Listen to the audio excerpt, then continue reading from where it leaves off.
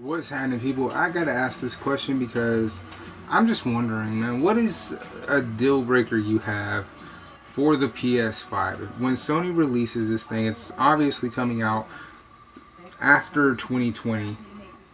And I don't mean after 2020 has come and gone and we're in 2021. No, I mean it'll just be after that year happens. Like, it'll be either during 2020, like November, somewhere in there, or it'll be like 2021, 2022, somewhere down the line, right?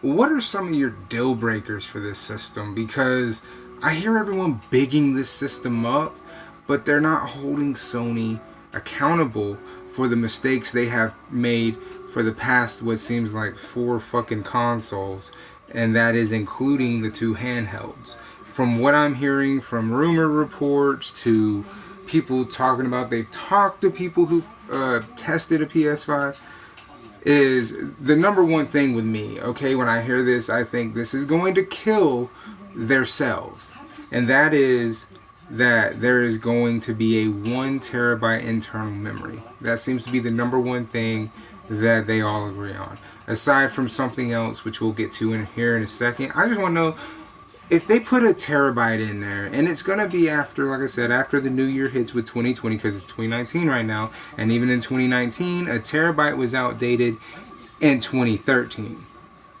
Okay? We've seen systems come out with 2 terabytes, Xbox One S, I'm looking at you, yes, but what I need to know is, are you willing to continue to let Sony fuck up when it comes to the memory, though they've done it now 4 times in a row, or do you want them to acknowledge it? You get what I'm saying? Do you want them to acknowledge that they have fucked over us customers when it comes to the memory, forcing us to go out and buy externals and rather fast, which actually increases their overall cost when being a Sony customer, because you have to buy the system, you then have to buy the games, and when you buy the games, you have a library of games. That means memory, which then turns into an external or an internal, whichever way you go, still means you're spending money on a machine that you shouldn't have to spend, because it should come with an adequate amount of memory that should last you at least 6 months. And when the PS4 came out, it didn't. It came out with 500 gigs on day 1, which means it was in line with the PS3 at its most memory in it. Okay? It wasn't superior. It probably had more teraflop titties in it, probably had dick on the desk more. I don't know. I wasn't there for the PS3 because I thought it was a joke.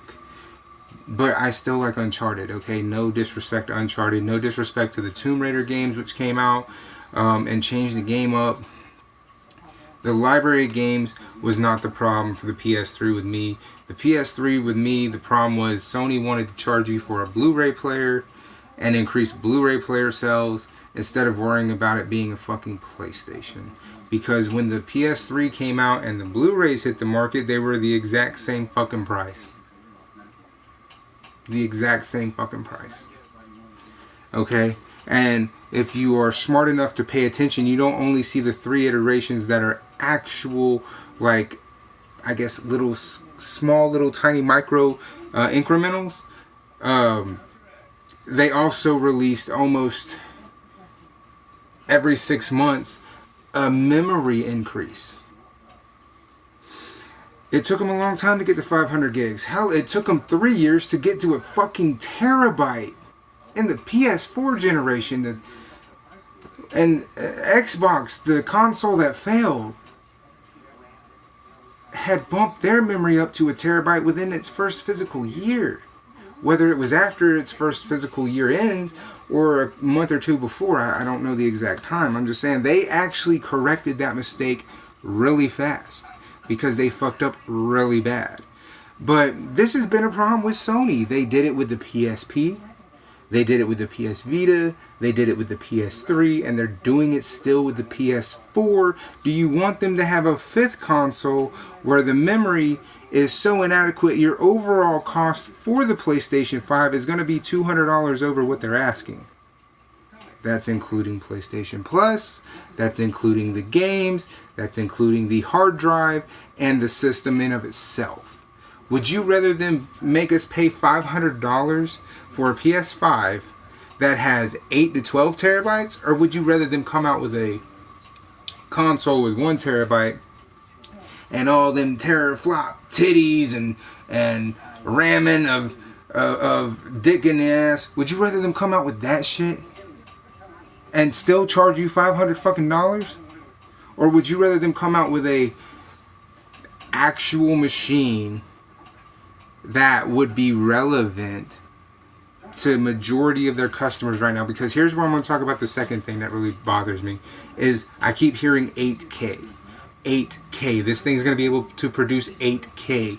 Well, guess what? You're going to sell it to 8 kids. And that's it. Because 8K is still almost $2,000. And that's for the cheapest one you can find. Alright? And Sony, I'm not looking at your televisions because them bitches are 10 to 20, sometimes even $100 more and offer less than the competitor. So ain't no one looking at that shit. Sorry, you can hear Lucifer. I have it on Netflix right now. I love that show, so every once in a while I'll start rewatching it. But they're talking about doing 8K way before 8K is even half of society reachable. It's not even 10% right now. It's 2019. It's not even 10%. By 2025, it should definitely be affordable and everybody probably will have one. It was 2017, 2018 before I even got a 4K television. So the the rate in which these TVs are going to be adopted is going to play a huge part on it, because a lot of people, when they buy these consoles, they want to see the quality, they want the picture. That is the biggest turn on to us when we buy a new piece of hardware, is what it looks like, not the physical look of the system, but on our television. What does it look like? The reason the PS4 Pro probably didn't catch on that much is because while 4K was a very popular adoption thing and was going up dramatically when it came out, is nobody was going to buy the fact that this thing was putting out 4K but didn't have a 4K Blu-ray player in it. That's a hard sell. It's very hard for me to believe that this thing is native 4K when there's no 4K disc drive. And I know you can stream shit in 4K. That's different. Alright? That's different. That's not like these games like Uncharted and Horizon, which are 4K upgradable. It just doesn't make sense. Why would I be able to plug a disc into the PlayStation and expect it to output 4K? You know what I'm saying? It just, something doesn't sit right there. I can be wrong about it. I don't care. It's just, it to me doesn't make sense. Okay? Now, like I said, they're talking about 8K, and this is well before 8K becomes even remotely 20% adopted rate. It's not there, and probably won't be for a good while. Give it, like I said, till 2025, and then okay, it'll be there. But right now, no. The PS5, when it comes out, like I said, it'll be 2020, 2021, should focus on making 4K the most stable, the most smooth shit you've ever seen. That's what the PS5's first version should focus on. There shouldn't even be a thought or a breath of 8K, because that's going to cost money that Sony is obviously not willing to, go out of pocket for, because that's never worked with them. That hasn't. The last time they ate a cost, it almost completely bankrupted the company because they were hemorrhaging money coming into the PS4. So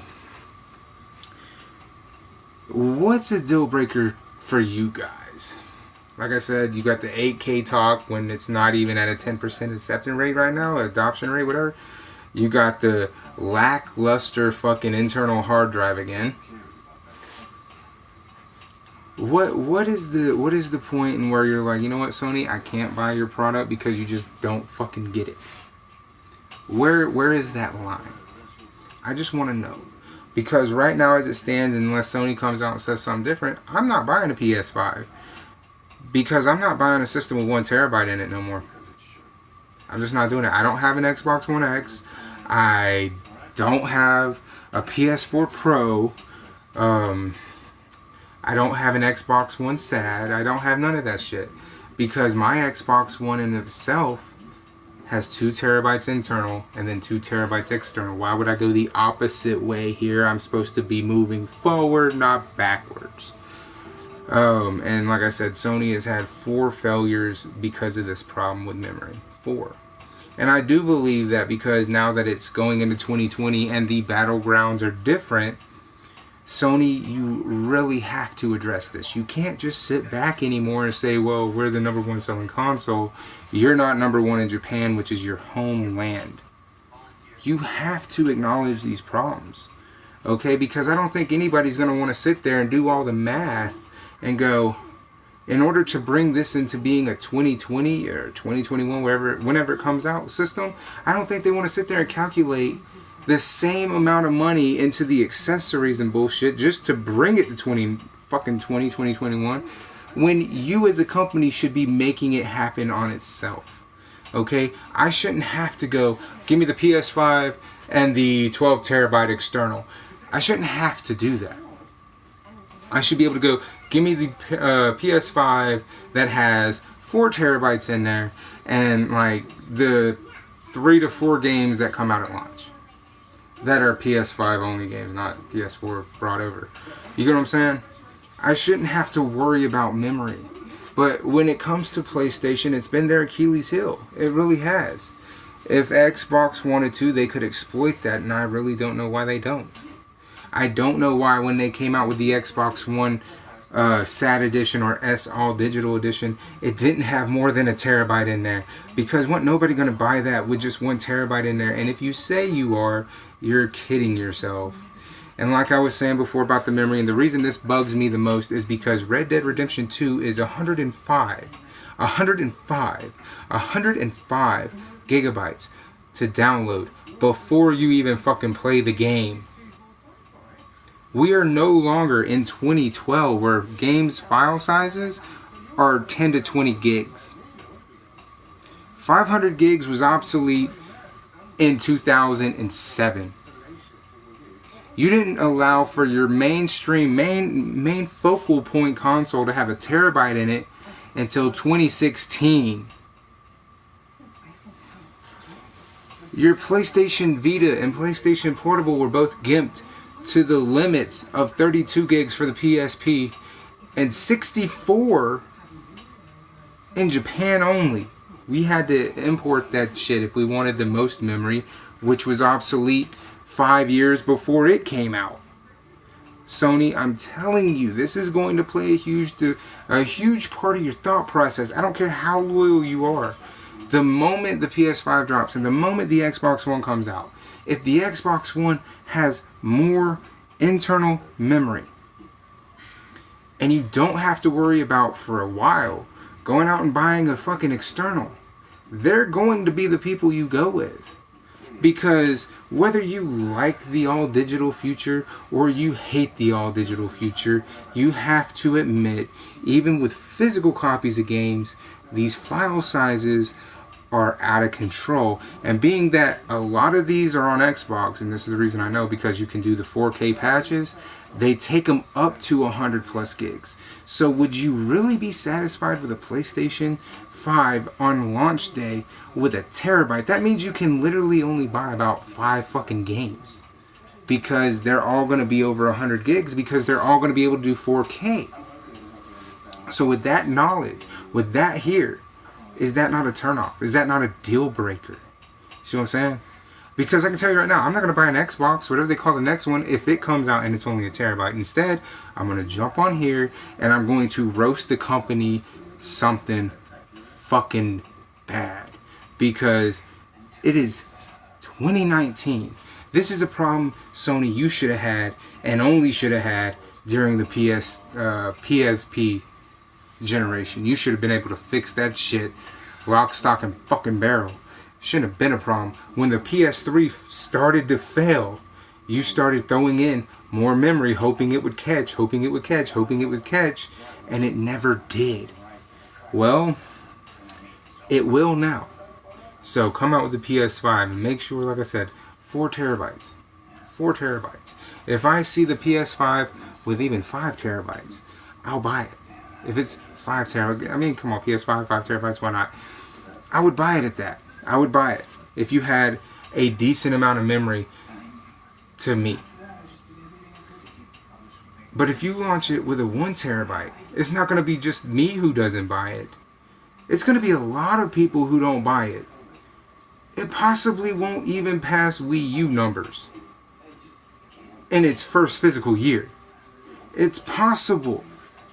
Don't sit there and be like, oh, well, they got the number one selling console right now, and completely avoid the fact that nobody was looking for the Wii U when it came out. Avoid completely that Xbox fucked 2013 so bad. You have to give credit where credit is due.